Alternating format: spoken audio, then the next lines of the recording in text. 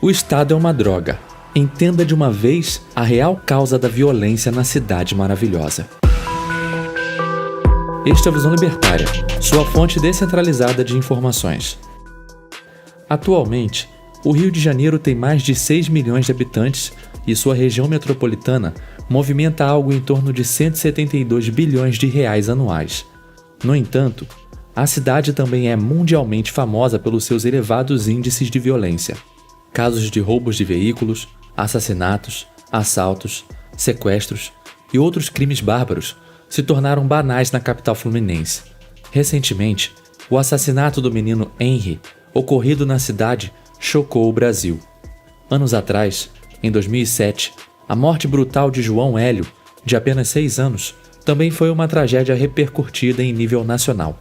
Essas e inúmeras outras barbaridades, ao longo dos anos, deram essa fama negativa à cidade maravilhosa. Certamente, o narcotráfico é a principal causa da desmoralização do Rio. O problema não é o comércio de drogas em si, mas sim a coerção e a violência que esses grupos praticam contra pessoas pacíficas.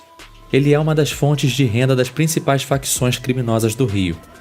O CV, Comando Vermelho, o ADA, Amigos dos Amigos, e o TCP, Terceiro Comando Puro. Em todo o estado, são vistas pichações com as iniciais dessas quadrilhas. O Comando Vermelho começou na década de 1970. Rapidamente, eles instituíram um fundo da facção, algo como o imposto do crime. Era pago pelos criminosos que estavam livres e ficou popularmente conhecido como dízimo.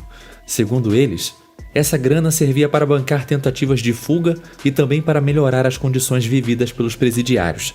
Em 1988, surgiu o Terceiro Comando, o TC, que tinha como principal objetivo se opor ao Comando Vermelho. Ninguém sabe bem, mas acredita-se que ele surgiu de uma dissidência no CV e foi fomentado por alguns policiais da época que também eram traficantes. Já o ADA é o mais novo. Surgiu na década de 1990 e aliou-se ao Terceiro Comando para se opor ao CV.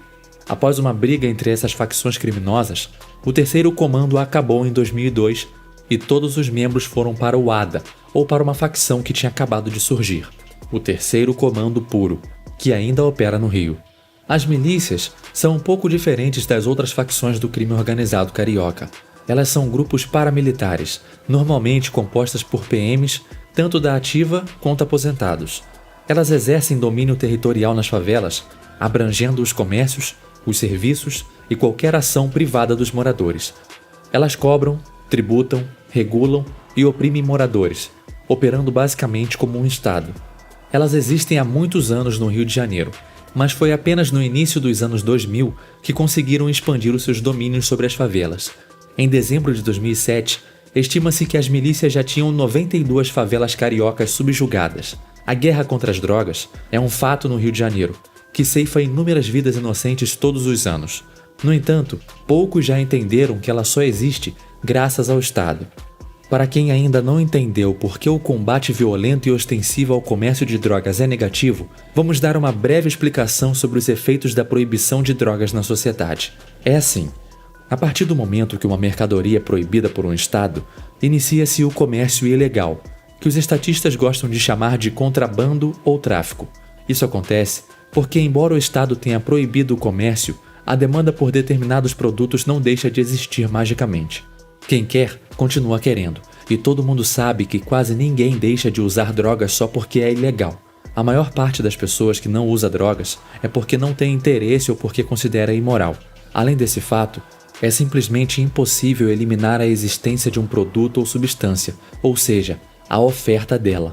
Mesmo que você consiga eliminar todas as plantas de maconha do mundo, surgiriam substâncias com efeitos similares posteriormente. Isso acontece porque a demanda não pode ser anulada por uma caneta de político. Alguma parcela da sociedade, por menor que seja, vai querer se drogar. Para eliminar a demanda, seria necessário executar ou prender todas as pessoas que se interessam por drogas, inclusive as que algum dia vão se interessar. Em outras palavras, é impossível acabar com o comércio dessas substâncias por meio de uma lei aleatória. Com a proibição, os simples comerciantes ficam facilmente sujeitos à detenção pela polícia estatal, enquanto o mercado fica livre para que os grupos criminosos operem. Por conta da saturação decorrente da proibição estatal, a oferta sofre um fator de restrição. Assim, as drogas tendem a ser muito mais caras e os criminosos conseguem acumular capital suficiente para se armarem até os dentes e guerrearem com facções rivais. No meio disso tudo, a vida de muitos civis inocentes é perdida no fogo cruzado, ou é tirada sumariamente por criminosos. Se o mercado de drogas fosse livre, logicamente haveria maior concorrência. Com isso, o preço delas diminuiria e seria economicamente inviável para o crime organizado continuar nesse setor. Inclusive, com liberdade de mercado, empresas com processos organizados surgiriam para concorrer, e toda a precariedade que envolve esse produto seria praticamente extinta. Sem a interferência arbitrária de governos, as próprias pessoas poderiam evitar as drogas, de acordo com as suas próprias vontades. A título de curiosidade, até a década de 1990, era comum consumir cigarros até dentro de consultórios médicos e em hospitais. As leis antifumo atuais são estatais, mas o interesse em afastar fumantes de certos locais sempre existiu. Antes, eles eram timidamente separados por alas nos estabelecimentos comerciais. Foi a iniciativa privada e a sociedade civil que tiveram essa iniciativa, e não o Estado. Ironicamente, a culpa do oligopólio das facções criminosas do mercado de drogas é da polícia. É ela, seguindo as regras do Estado, que prende os comerciantes mais frágeis, permitindo o domínio absoluto dessas terríveis quadrilhas. É sempre o Estado, punindo os que não puderam se esquivar, que promovem concentração de poder econômico nos que já estão mais estruturados para se proteger das regulações. Em 2008, o governo do Rio de Janeiro implementou uma nova política de segurança pública, as Unidades de Polícia Pacificadora, as UPPs. O objetivo era enfraquecer o poderio das principais facções criminosas, com exceção da máfia estatal, que continuaria dominando o Rio. As UPPs se localizam em favelas e morros de toda a cidade e são vinculadas à delegacia de polícia mais próxima. Estranhamente, áreas perigosíssimas como Cidade de Deus, Rocinha e Jacarezinho já têm essas unidades de polícia há anos, mas nada mudou. Alguns moradores acham até que piorou. Só em janeiro de 2018, a Cidade de Deus registrou 41 tiroteios, a Rocinha teve 32 e o Jacarezinho 23. Foi uma média de 3,1 tiroteios por dia só nessas favelas. De fato, o Rio de Janeiro está em uma guerra e não tem como a mídia esconder isso. Essa guerra é motivada e alimentada cada vez mais pelas trapalhadas do Estado. Os reais prejudicados nunca são os políticos, e sim a sociedade civil. Novamente, o Estado cria um problema e quando tenta resolver, piora. Não seria absurdo cogitar que isso é feito propositalmente. É inegável que além da pobreza, a criminalidade e o conflito entre pessoas também é uma situação fundamental para o Estado fomentar o seu próprio poder.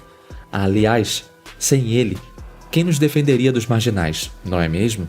Segundo uma pesquisa recente da Universidade Federal Fluminense, 3.700.000 cariocas vivem sob o domínio de facções criminosas. Nessa pesquisa, logicamente, a máfia estatal não foi incluída. Dessas pessoas, 2.100.000 são governadas por milicianos, 1.100.000 pelo Comando Vermelho, 300.000 pelo Terceiro Comando e 50.000 pelo Amigo dos Amigos.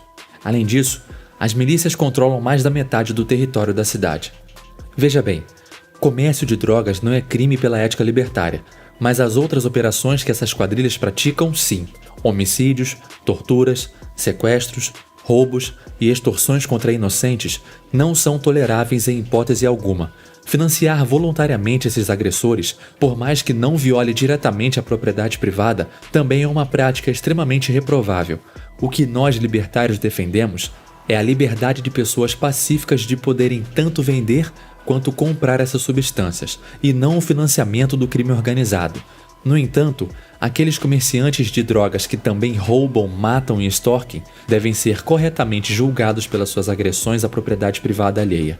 Provavelmente, você já deve ter ouvido de algum amigo que mesmo que as drogas fossem legalizadas, ainda assim haveria tráfico, com demonstrações de exemplos reais. E isso é verdade. Devido às pesadas regulações e impasses criados pelo Estado, continua sendo mais vantajoso para o consumidor comprar produtos de contrabandistas e às vezes de criminosos. Isso acontece aqui no Brasil com o cigarro e as bebidas, que são extremamente taxados e regulados. Para sanar esse problema, seria necessária a total liberação do mercado. Só assim seria possível abrir o setor de drogas para a livre iniciativa, abaixando cada vez mais os preços, até que os criminosos saiam desse negócio. No entanto, é muito difícil imaginar que o Brasil libere as drogas. O Estado lucra absurdamente com a guerra que a proibição proporciona. Além disso, a maior parte da população ainda é a favor de que drogas continuem sendo proibidas. Assim, é fácil deduzir que mais milhares de vidas serão tiradas por essa guerra sem sentido que a máfia estatal se interessa e promove há muito tempo. Obrigado por sua audiência. Esse artigo foi sugerido e escrito por Pepe D'Ambrosio e revisado por Stanley Calderelli. Se gostou desse vídeo, clique no ícone de curtir abaixo e compartilhe o vídeo em sua rede social. Se deseja ser notificado de outros vídeos, clique em se inscrever e depois no ícone de campainha. Até a próxima!